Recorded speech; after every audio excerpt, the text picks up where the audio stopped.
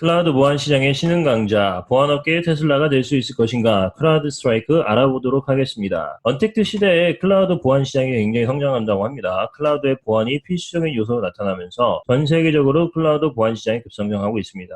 글로벌 조사기관 가트너에 따르면 2020년까지 90억 달러 규모로 성장할 것이라고 예상합니다. 하지만 이런 좋은 클라우드 시스템도 문제가 있습니다. 지금 보안이 여전히 걸림돌로 작용하고 있는데 최근에 클라우드 산업 활성화 저해 요인을 조사해서 발표해 보니까 보안이 굉장히 큰 요인으로 자리 잡고 있다. 그만큼 보안에 대한 중요도가 굉장히 높아진다는 뜻이죠. 차세대 보안의 미래 EDR이라는 개념을 알아볼 텐데 EDR, 미확인 보안 위협 찾는 차세대 보안 기술. 그러니까 기존에 어떻게 보면 안철수 바이러스 연구소 그런 것들이 이제 어떻게 올드 이코노미로 대변이 된다면 이제 진화하고 있는 거죠. 해킹도 진화하고 있지만 거기에 맞춰서 이제 바이러스 잡는 기술도 진화해야 되는 거죠. 어렵게 들릴 수 있지만 쉽게 얘기하면 EDR은 엔드포인트의 E와 탐지, 디텍션, 대응, 리스폰스를 합쳐가지고 EDR이라고 하는 건데 엔드포인트라는 뜻은 네트워크가 이제 최종적으로 도달하는 포인트를 얘기하는 거예요. 결국 얘기하면 우리가 엔드 어떻게 보면 소비자로서 사용하고 있는 PC, 그리고 서버 모바일, 그리고 앞으로 사물 인터넷들이 여기에 해당하는 거죠. 그러니까 어떻게 보면 해킹의 위협이 가장 높은 그런 이제 장비가 되는 거죠. 이 부분에 대해서 어떻게 앞으로 사이버 보안을 할 수 있느냐가 관건인데 이 시장이 굉장히 급격히 지금 증가한다고 합니다. 그래서 백신 같은 경우 기존의 보안의 개념 백신은 이미 알려진 굉장히 그 위협적인 바이러스를 대응하는 그런 어떤 시스템을 모니터링 시스템을 얘기한다면 EDR 시스템은 아직 발견조차 되지 않은 새로운 신종 바이러스죠. 이번에 전염병 사태 같은 그런 것도 사전적으로 미리 어떤 데이터를 지속적으로 모니터링하면서 거기에 대한 위험을 미리 알고 거기에 대응할 수 있는 굉장히 커버리지가 넓고 입체적인 어떤 그런 새로운 시스템이죠. 그래서 이게 쉽게 얘기하면 이제 비유를 어떤 보안 전문가가 한 얘기인데 이렇게 얘기하시면 돼요. 테러리스트가 어떻게 보면 이제 그 전염병이죠. 이거를 잡으려고 어떻게 대응을 하느냐. 기존 같은 경우는 공항에서 출입국 심사에서 이 테러리스트 블랙리스트를 만들었어요. 그래서 여기 이제 탑승자 명단에 있으면 그 사람을 이제 잘 걸러내라. 이런 것이 기존의 어떤 백신 시스템이면 EDR은 누가 테러리스트인지 잘 몰라요. 하지만 뭘 하냐? 전 공항에 CCTV를 이제 설치해 놓고 뭔가 거기서 새로운 어떤 어노멀리, 뭔가 거동이 수상한 사람이 발생하면 그 사람을 집중적으로 이제 조사하면서 이 사람이 테러리스트인지 아닌지를 판명해내는 어떤 그런 시스템인 거죠. 그래서 EDR 시장이 굉장히 성장성이 높다고 합니다. 얼라이드 마켓 리서치에 따르면 글로벌 사이버 보안 시장도 지금 2018년부터 2025년까지 연평균 12% 정도 성장을 하고 있는데 그 중에서 특별히 EDR 시장은 거의 2배 정도의 성장을 하고 있는 거죠. 그래서 2024년 거의 한 34억 달러까지 확대될 전망이라고 합니다. 이쪽에 이제 투자를 하고 싶은데 뭐 괜찮은 게 없을까 보다가 이제 오늘 발견한 건데 클라우드 스트라이크라는 어떤 회사 알아보겠습니다. 이게 과연 차세대 보안업계의 테슬라가 될 수 있을까? 이게 왜 제가 테슬라에 대해서 뭐 개인적으로 생각하는 거지만 비유를 하려고 하는 건데 이유에 대해 설명드릴게요. 자, 인공지능당 EDR 보안시장 메카가 될까? 이게 사실 작년에 IPO한 회사거든요. 미 클라우드 스트라이크. 근데 이때 굉장히 업계에 큰 충격을 줬어요. 왜냐면 전통 보안시장의 강자는 시만텍이라는 회사였어요. 근데 이게 신종 회사가 IPO 하자마자 시만텍이 시가총액 넘어간 거예요. 그래서 클라우드 스트라이크가 상장 첫날 주가가 70% 급등하면서 시가총액이 그 당시에 13조 정도 됐는데 그 당시에 재밌는 거는 시만텍이 그때 매출이 거의 5조가 넘었어요. 근데 클라우드 스트라이크는 시만텍 매출의 10분의 1도 안 되는 거의 3천억밖에 안 됐어요. 근데 시가총액이 시만텍을 넘어갔다는 거죠. 그러니까 어떻게 보면 제가 생각하기에 제너럴 모터스, 포드에 비하면 아직도 그 테슬라 같은 경우 매출이 굉장히 적잖아요. 그럼에도 불구하고 시가총액은 무서운 속도로 지금 올라가고 있잖아요. 그래서 그 당시에 보안업계 한 관계자는 매출이나 회사 규모로 비교가 되지 않는 클라우드 스트라이크가 시만텍과 맞먹는 시가총액을 기록한 것은 바로 이것 때문이죠. EDR 시장 잠재력에 대한 높은 평가를 보여주는 지표이다. 자, 그래서 미국 가트너의 연구에 따르면 이게 보면 이 재미있는 사분면인데 기업에 대한 비전 그리고 그 비전대로 실제로 이 사업 계획을 잘 충실히 이행할 수 있을까? 그걸 기준으로 사분면을 만들었을 때 클라우드 스트라이크가 처음에는 어디 있었냐면 이 비저너리 그룹에 있었어요. 시만텍 여기 리더, 압도적으로 이제 리더 그룹에 있었는데 2019년 딱 되니까 어떻게 됐어요? 클라우드 스트라이크가 지금 리더 그룹으로 올라가고 시만텍이 밀렸죠. 그러니까 이게 굉장히 지금 재밌는 현상이 지금 보안업계에서도 이루어지고 있는 거죠. 기존의 강자가 오히려 밀리고 새로운 어떤 이 개념을 가지고 있는 보안업계가 굉장히 지금 떠오르고 있다.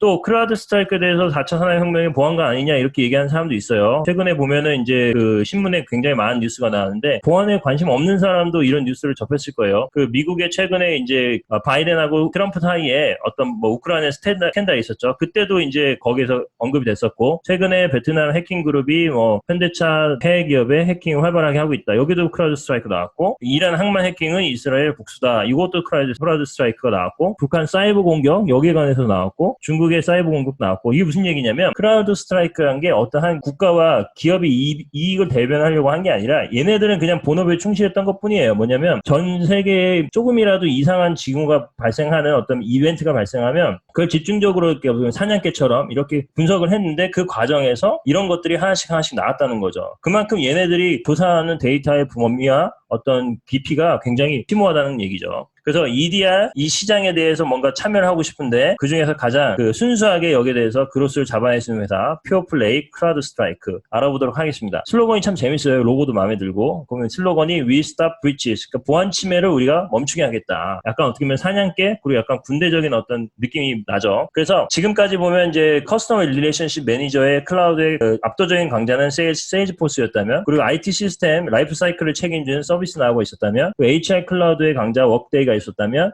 크라우드 스트라이크는 이제 보안의 클라우드의 강자로 우리가 이제 나아가겠다 이런 비전을 가지고 있는 거죠. 그래서 짧게 살펴보면은 최근에 괄목할 만한 성장을 보여줬는데 애뉴얼 리커링 레버뉴가 거의 뭐 7천억 정도 가고 거기뿐만이 아니라 이 성장 속도가 매년 88%가 있습니다. 증가합니다. 그리고 그 중에서 대부분의 매출의 대부분 91%가 바로 이 구독 레버뉴에서 발생하는 거고 그것 또한 거의 한 90% 정도 매년 성장을 해왔고요. 6,261개의 서브스크립션 커스터머를 보유하고 있습니다. 그러다 보면 한국투자증권의 리서치를 잘 살펴보면 기업의 역사가 길지 않음에도 불구하고 2020년 1월 말 기준으로 포춘 100 기업 중에서 49개 그리고 글로벌 상위 20개 은행 중에서 11개의 기업을 고객사로 확보하고 있고 지난 3년간 연평균 109%라는 놀라운 매출 증가를 기록하였습니다. 그 비결이 뭐냐 보니까 두 가지가 있었는데 크게 크라우드 소싱이라는 개념과 그리고 이제 그래프 데이터베이스라는 차별화 포인트가 존재했다고 하는데 개념이 생소할 수 있지만 쉽게 얘기하자면 크라우드 펀딩이란 말 들어보셨죠? 그게 비슷한 개념이에요. 그러니까 데이터를 수집함에 있어서 자기 자체적인 데이터베이스만 의존한 것이 아니라 외부의 참여를 이제 허용을 하는 거예요. 그래서 최대한 긁어모을 수 있는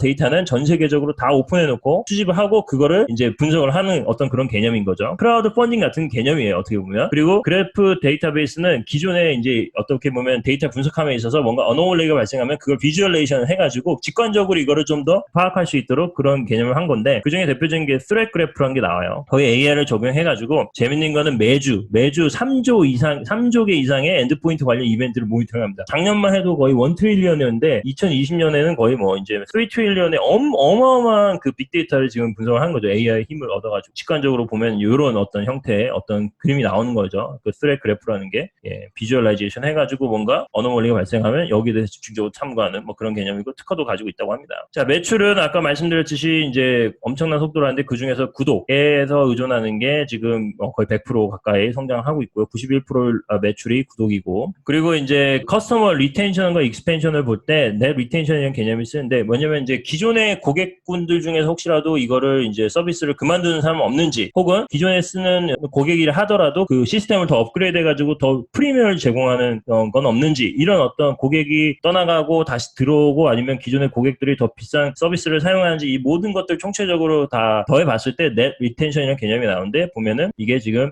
얘네들 벤치마크가 120%인데 지금 들쭉날쭉하긴 하지만 그래도 꾸준하게 이 벤치마크를 잘 달성하고 있는 거죠. 그러니까 기존의 고객들이 이탈하지 않도록 막음과 동시에 오히려 익스펜션까지 하고 있는 굉장히 견실한 구조를 보여주고 있습니다. 그럼에도 불구하고 이제 연간 실적을 살펴보면 다소 실망스러운 게 있는데 매출은 뭐 아까 살펴봤듯이 급격하게 성장하고 있는데 영업이익이 아직도 적자예요. 그 적자폭이 많이 줄어들지 않고 있어요. 요거는 이제 설명드릴게요. 영업이익률은 좀 좋아지고 있긴 하지만 이유인즉슨 자 볼게요. 매출액하고 매출 원가를 뺀 그 매출 총이익 요게 마이너스는 큰 문제인데 요건 플러스예요. 상당히 좋아요. 근데 왜 마이너스가 되냐면 영업이익이 영업 비용이 너무 많아요. 이게 판매비, 마케팅비, 관리비, 그 연구 개발비가 많기 때문에 마이너스인데 이거 어떻게 보면은 이제 아마존 초창기를 생각하시면 돼요. 의도된 적자일 수도 있는 거죠. 이걸 줄이면 당장은 이제 흑자를 만들 수 있지만 지금 시장에서 마켓 점유율을 늘리는 과정이기 때문에 요거를 줄이는 거는 이제 성장을 이제 못하게 되는 거, 성장 동력을 잃어버린 거기 때문에 어느 정도 이제 더 규모의 경쟁이 이루어지기 전까지는 아마 이런 식으로 계속 나아가지 않을까 싶습니다. 그래서 이 실적 발표도 보면은 2017년도에는 뭐 매출 대비 거의 뭐 2배 이상 정도가 이제 예를 들면 판매비, 관리비가 발생하고 이런 R&D 이런 비용 영업 지출이 발생했는데 2018년도엔 줄어들고 있고 지금 2020년도 여기까지 줄어들었죠.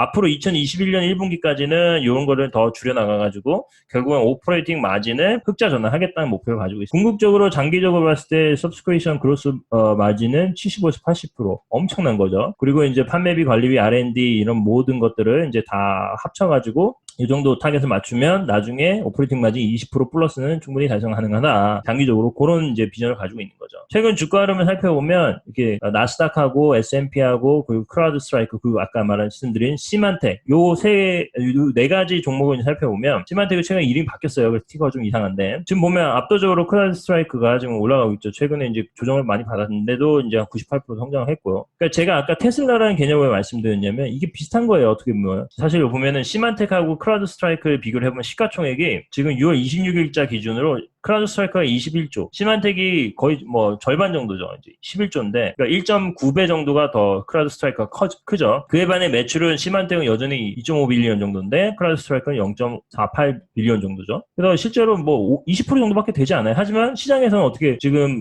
보고 있느냐? 크라우드 스트라이커의 성장성에 높은 점수를 주고 있는 거죠. 그렇기 때문에 시만텍은 과거에 굉장히 큰 공룡과 같은 회사였지만, 지금 어떤 뭐 혁신에서 굉장히 밀리고 있다. 어떻게 보면 GM이나 포드 같은 경우 여기에 해당하는 거고 지금 어떻게 테슬라 같은 거죠. 그래서 제가 말씀드린 그 비유가 큰 비약이 아닐 수 있다 말씀드리고 싶고요. 그럼에도 불구하고 리스크는 당연히 있죠. 첫 번째 클라우드 보안 업계의 경쟁이 치열합니다. 워낙 돈이 되는 분야거든요. 그러니까 난다 긴다는 기존 플레이어들 새로운 플레이들이 계속 들어오면서 요 부분에 대해서 굉장히 경쟁이 심화되고 있기 때문에 면밀히 모니터링 하셔야 되고요. 두 번째는 아까 말씀드린 영업 지출이 굉장히 큰데 의도된 적자를 하더라도 영업 손실 개선이 원래 목표보다는 좀 더디게 일어나지 않는지 그것도 잘 살펴보셔야 되고요. 세 번째는 워낙 이번에 전염병 사태로 기업들이 고객사를 말씀드리는 거예요. 지금 그 매출이라든지 영업이익에 큰 손해를 봤기 때문에 과연 IT 인프라스트럭처 전반에 대한 기업들 투자가 감소하지 않는지 물론 이제 클라우드 보안은 여전히 성장을 하겠지만 그럼에도 불구하고 IT 인프라스트럭처에 투자할 수 있는 기업들의 그 예산의 버짓이